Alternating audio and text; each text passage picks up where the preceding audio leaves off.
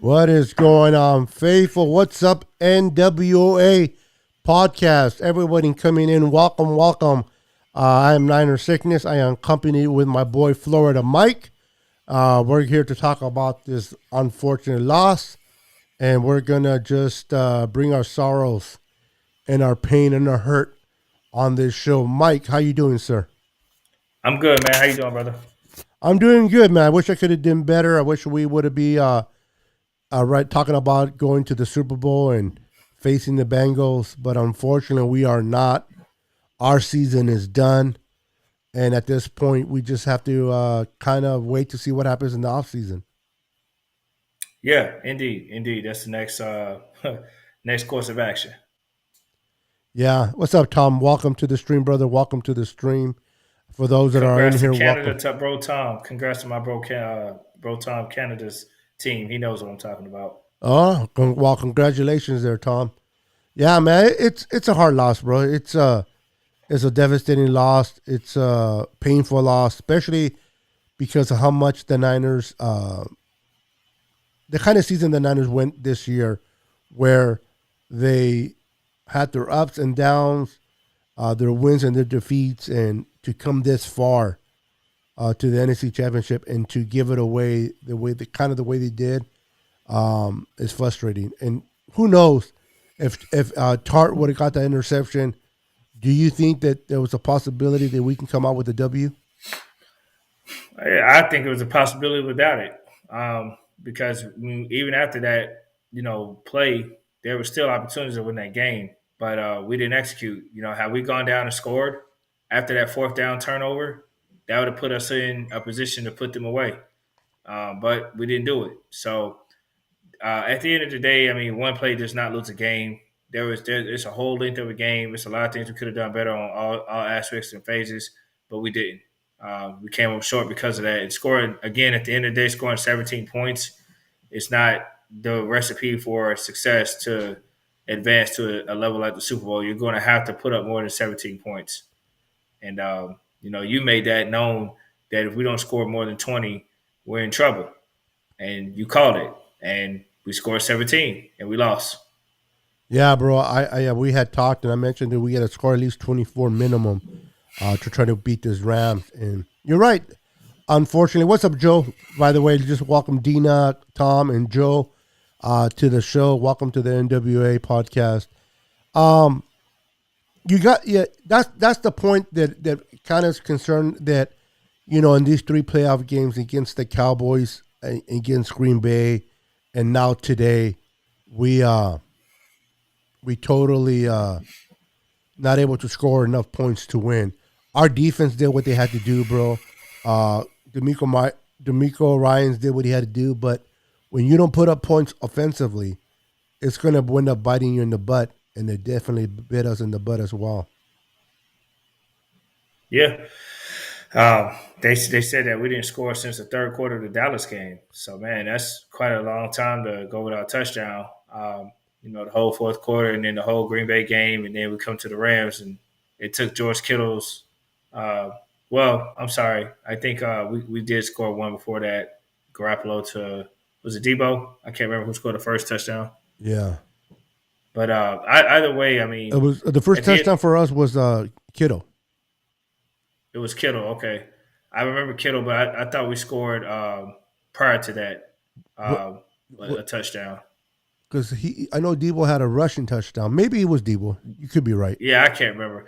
Either way, we haven't really been putting up a lot of points like that. And we take time off the, possession. We win time for possession, take a lot of time off the clock, but you still got to score on those drives. And when you have those long drives and we score, that's great. But we don't always score on those drives that we have. Sometimes we get stopped in certain parts of the game. We got a punt. There's field position. So today, I don't think our run game started out strong at all. They were stuffing the run, so we had to pass. But at the end of the day, man, we had opportunities to win that game, and it just came back to bite us with 17 points. We gotta do better than 17 points, man. Yeah, exactly, brother. And Joe made a point. Says what's going on with our defense? Well, Should get at least this is my perspective. You can add to this, Mike, if you like. Um, Mhm. the defense had an off game. The second day, K1 Williams didn't play as well. Tard dropped that ball, and but the offense was not able to carry the defense today. How many times has the defense carried the offense when the offense had a bad game? And because the offense wasn't able to put points, I mean, the defense still kept that supposedly high power offense of the Rams to 20 points. So as bad as the defense played, Joe, as many mistakes they might have made, they still kept the Rams to 20 points. Unfortunately, the Niners were not able to score more than 17 points, and that, my friend, that is the issue, and that's something that needs to get corrected in the offseason if we want to be in contention next year. Well, I have a different take. I don't think our defense played as bad. I don't, we got an interception in the red zone. We got a big fourth down stop in the middle of the field, True. that could have went their way.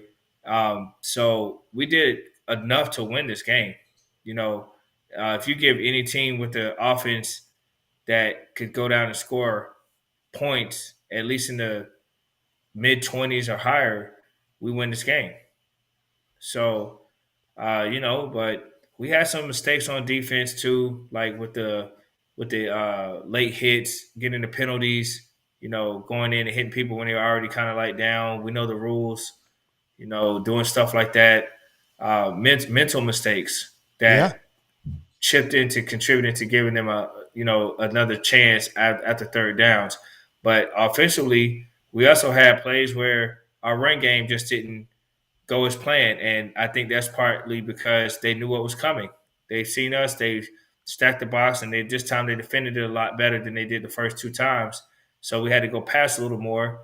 And when we did, it was like batted balls. It seemed like more often. Maybe it was only a handful of times, but I guess I've seen so many balls from Jimmy G batted down. It's like every time it happens, it's like, well, damn. And there were some plays where the Rams could have picked it off and sealed the deal from their side. Our offense didn't really. Um, we got a 10-point separation in the fourth quarter, but our offense had moments where we were going 3 and out. Yeah. So Especially the last three and out that we had, which we gave the ball to them, was a tough one, man. It was this game was tough. I'll go ahead and if you don't mind, Mike, I'm going to let you answer this question by Joe. Says, what are your thoughts now on Jimmy? Should we get rid of him or should he stay?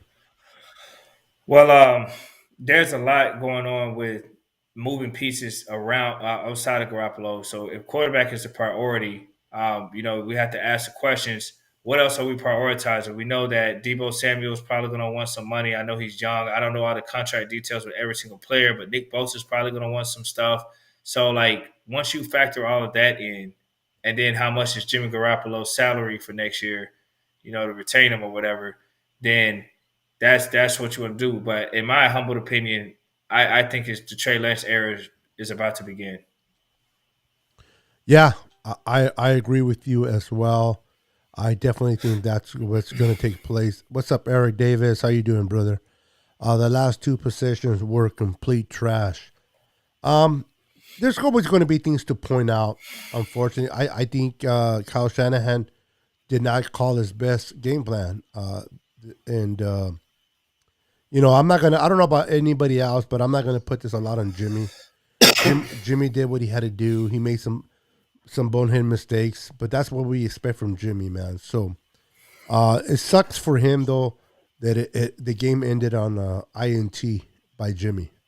To lose the game at this magnitude of the season. But he did so much to help us win. People may hate Jimmy, and that's fine, but people don't realize that without him, we're not playing in this game in the first place. So people, they can be disappointed with him, but some people have been, not, and I'm not talking about nobody here in general, but I'm talking about just everywhere, people calling him trash. I don't think he's trash. I just think he's a serviceable quarterback, and if we move on, we move on. I don't think we'll bring him back, Joe, because 25 million is just quite a bit, and like you said, Mike, we got to focus on um, getting contract for Debo Samuel, which he's going to get a lucrative contract. This guy's going to be the highest paid receiver. And then you got Bosa coming in the year after, if not this offseason as well. Even though the salary cap is going up, but I just don't see Jimmy being here because of his salary cap. And Jimmy's not going to take a pay cut. And if he does, you're just going to tie him here for longer than the year he has left. And you don't want to do that either. So he moves on. We pray that he finds a good place, a good home, and does and be successful there. And our new era with Trey Lance. And if Trey Lance is anything that we think he will be, we may be having a lot of nice uh, lives talking about him, brother. Yeah. Um, and like I said, for financial, you know, aspects, I don't see us bringing him back. See what's going on, Javier Rios. I see Javier's talking about Yeah, he Trey don't like era. I'm he don't like sorry. Trey. Really? Why not? He just there. I'll go ahead and put it in the comments, Javier. I don't remember, but yeah, he's not a Trey supporter. He likes Jimmy. Um, Oh, okay. Well, I mean, to be fair, Trey Lance only started 2 games this year, so I'm just curious. How can you not like somebody who hasn't had the opportunity to really play but 2 games? And you know, what are we basing it off of? Because we don't have anything to go off of to really say if we like or dislike. Um, I will say the last time Trey Lance played compared to the first one, he looked a lot better. I know it was against the Texans, but I don't care. He still looked a lot better, and he played much better in the second half because Kyle Shanahan's play calling loosened up. And as a result of that, we saw his deep ball was pretty damn good. He was able to get out of the pocket, be effective in throwing a run. So you know, I'm I was happy with what I saw as far as the potential in Trey Lance, but that's 1 game. But you know, we'll see. I think, like I tell people all the time, Kyle Shanahan track record with quarterbacks. He's taken average quarterbacks and gotten the best out of them. You look at what he did with Matt Ryan, Matt Schwab, um, you know, Jimmy Garoppolo. You know, any quarterback, Kirk Cousins, any quarterback that he's been with. RG3 with him also. yep. All these guys had their best seasons under Kyle Shanahan. When Kyle Shanahan left, their seasons weren't as good. So let that sink in. I mean, if he done that with average quarterbacks or quarterbacks that he didn't really say, like this, Trey Lance is the first handpicked quarterback that Kyle Shanahan actually drafted or handpicked, right? Everybody else, I mean, he had to inherit, and he did a pretty damn good job and gave them their best career seasons in their respective careers under his tutelage. So I don't see why that would end with a quarterback that he handpicks for the first time in his career. Yeah, very very true. And like you said, it's a little bit of sample size, but that Texan game and in the second half, you kind of got a glimpse of what the future could be with Trey Lance and Kyle Shanahan. And like you said, he's gotten the best out of mediocre quarterbacks, and he's able to make him, have some good games. Imagine going with a quarterback that Kyle can pretty much throw everything he wants at him and know he can do it. I really got a feeling, man, that as long as Trey is who we think Trey is going to be, this season, this offense, excuse me, is going to be completely different than it was this year, in my opinion. Yeah. Javier ever did respond. He said that he's not a Jimmy or he has no beef with Jimmy or Trey. He's a team favorite guy. So, um, I mean, Um, as far as a rookie making it to the dance, technically he'll be in his second year, despite his experience being of a rookie because he only started 2 games. He'll technically be in his second year. I mean, isn't Joe Burrow in his second year? Even though he played his previous year, Joe Burrow's in his second year and he's in the Super Bowl. Um, when you get a team that has the support around you and a coaching staff that can coach you up like that, you know, you just really never know what can happen. So, um, So we'll see. I mean, I'm not going to discredit anybody because Trey Lance is not in a typical situation. How many top five quarterbacks come to an NFC West championship team drafted in their rookie year? Yeah. You know, you can't name me really any. Most top five quarterbacks are going to teams that have pathetic records. You know, Trevor Lawrence goes to Jacksonville, pathetic record. You know, the New Yeah, York Jets get Zach Wilson went to the Jets. Bad record. yeah, and you know that's just how it goes. So a lot of these guys are not getting top five and going to NFC Championship. So he's already on a winning roster. So he has a different advantage than most of these, you know, young, inexperienced players. He's going to be blessed to be with a team that's already is established. So I think Trey Lance is in a unique situation, and I have higher expectations probably than most fans when it comes to a second year player who technically is only played 2 games. I think he can do a lot more because he has a lot more to work with. Yeah, and Joe Burrow had more, film in college than Trey. But let's keep it honest. His first year with the Bengals, excuse me, I believe his third game, he got injured and he missed the rest of the season. So technically, this is his first year, second, but on the field first, and under the coaching staff that they have, with the playmakers they have, um, look what they're at today. They're going to be representing the AFC in the Super Bowl. So, to your point, Mike, with Kyle Shanahan, you add with Brandon Ayuk, Debo, Elijah Mitchell. Maybe we bring back for the right amount of money. We bring back what's his name, Raheem Mostert. Can you imagine? I don't know about you, bro, but I would love to see the combination of Raheem Mostert and Elijah Mitchell being the 1-2 back in this Niner offense. I think that'll be a great threat in the running game. And then with Trey, I think Kyle Shanahan will bring the best out of him. He'll have his up and downs, but I think at the end of the day, Trey Lance, at least Kyle values him very important to the team. That's why they drafted him third overall over Justin Fields, over Mac Jones. So let's just hope for the best. Well, yeah, I think a lot of people are just concerned because they're looking at history of young tenured quarterbacks and they're not used to seeing these guys have success, you know, their first full year of starting. But like I told people, um, Joe Burrow, you said he got hurt early in the year last year, so his level of game of experience this year was not a lot of games from his previous year, and he's in his second year. So um, I think at the end of the day, if you give Trace Lance an entire offseason to prepare to be that guy, and my biggest concern is not his lack of experience. My biggest concern is his health. Hoping that Kyle Shanahan utilizes him and let him naturally, you know, go on the run to throw the football as opposed to calling design run plays.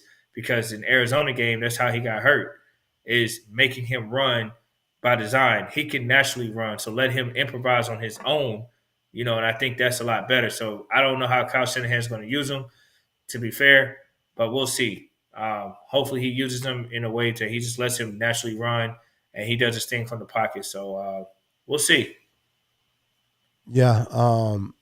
Tom says also believe, and we had Tannehill, we would have had the same results. I'm tired of hearing we win with Jimmy. We would have won with a solid average quarterback.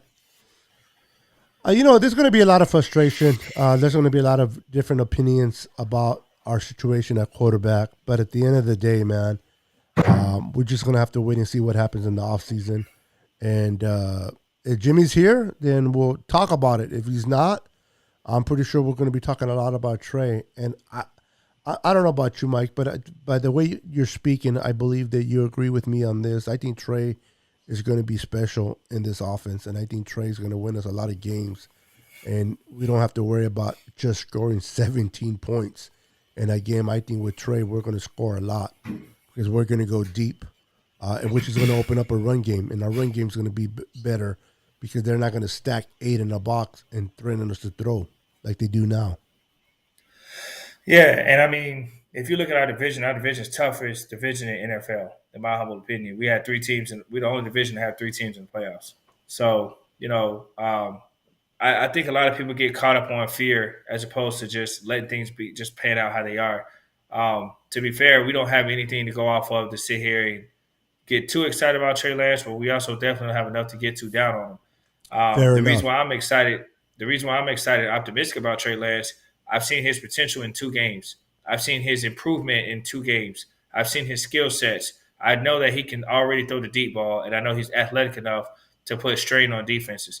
So when you got a guy like that, which Kyle Shanahan, he's going to be able to utilize his skill sets and maximize it. And I believe if Kyle Shanahan does right by him for the most part, because it's gonna be a interesting way how he uses them. Because Kyle Shanahan has never had this type of athletic quarterback since maybe RG3, but him and Trey Lance are different. I'm going to assume. So in general, Kyle Shanahan has never picked his player. So it's just going to be interesting to see how he utilizes a guy who has a ton of athleticism. Can he do it when it's necessary as opposed to just overutilizing him because that's how guys get hurt. It's not about I want to kill this myth about mobile quarterbacks get hurt because they run. Guys, Russell Wilson is a prime example. He's very mobile and he does not get hurt like a lot of these guys who get blindsided that stand in the pocket, or guys that run and they don't run out of bounds or slide. So it's all about how you protect yourself. At the end of the day, you can be a pocket passer and be hurt too. It goes both ways. You get blindsided, you don't see it coming. Hey Nate, Mike, I'm gonna put you Yeah, by yourself real quick. I gotta use the restroom, but I'll be right go ahead, back. bro. Go for it. I don't worry about what Trey Lance is going to do or not going to do or his development, his growth. At the end of the day, man, we traded up. We're in this situation. It's going to have to work because it has no choice. We traded up. We made this move. I felt like we made this move originally because Jimmy Garoppolo was just injured first and foremost. Uh, but now that he's still kind of injured at times, and his performance have been inconsistent. He's had good games, helped us win more than lose, but he's also had moments where he makes a lot of decisions that could have cost us games, or contributed to costing us games, I should say. And we drafted Trey Lance, and now we got to stick with it. We got to go through with it. You don't trade up those draft picks to just say, we're gonna go with the guy who's been doing it here. Your goal is to get that guy, the new guy in. So we'll see. But yeah, any fans in the chat, if you got some, extra commenting or views, you know what I mean. Hey, feel free to chime on in. That's what we're here for. Um, yeah, I think next season I would like to see us go in the cornerbacks, address cornerbacks in the secondary, get a lot more quality depth there, and try to fill as many voids as we can because we don't have a first round pick. And if we can get some, more, then hey, we will be good. But yeah, I think Trey Lance is going to surprise people. I think that kid is going to have what it takes. But to be fair, I have no facts or evidence to support that outside of two games that he started. But I like what I've seen in his improvement of his utilization of his whole skill set in general, and I think it's only going to get better. So. But let me go here to the comments. Let's see what we got here. Let's see. We got Luke Luna. How are you, man? What's going on, Luke? Luke says Kyle called the game scared. He didn't let Jimmy make plays that would have opened up the run, but instead he only called on him to save the day, which made each throw harder with Parma's pressure. Yeah, I think Kyle Shanahan had some. I think he had some situations that he kind of had to force his play caller to adjust to it because there were some plays that Garoppolo, had like when he overthrew Kittle as an example. I believe it was Kittle, um, or we got a third and long because of the delay of game that one time. And I mean, it's just little things like that where you got to kind of adjust, and then you're up by 10. You try to run the ball, the run wasn't working as much as you like, so you try to hit some quick passes and get yards after the catch. Um, and that's I think a lot of that stuff just comes down to Kyle Shanahan calling it based on situational. From fans' perspective, we're going to look at it and see it how we see it because we're used to like, hey, this worked. Why don't you go back to this, or why don't you get away? But we in the heat of the game, and you're in a moment of the game, and you got certain personnel out there. It's a little harder as a coach to call some of the same stuff. So especially when you play the team for the third time, they're going to be more familiar with a lot of things you do. So it's just one of those things about execution.